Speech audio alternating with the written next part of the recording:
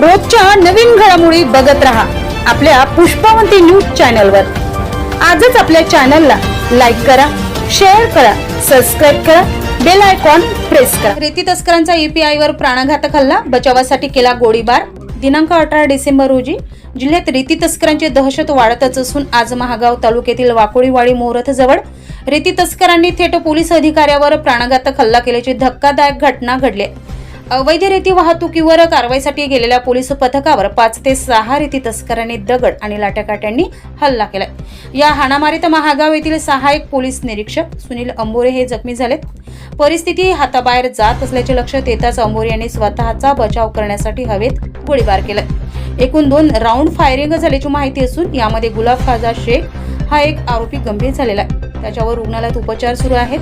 घटनेनंतर परिसरात तणावाचे वातावरण निर्माण झाले असून एसआरपीएफ दंगल नियंत्रण पथक तैनात करण्यात आले। 3 आरोपींना ताब्यात घेण्यात आले असून उर्वरित आरोपींचा शोध सुरू आहे। दरम्यान जिल्हा पोलीस अधीक्षक कुमार चिंता यांनी भेट देऊन पाहणी केली। पुसद प्रतिनिधी।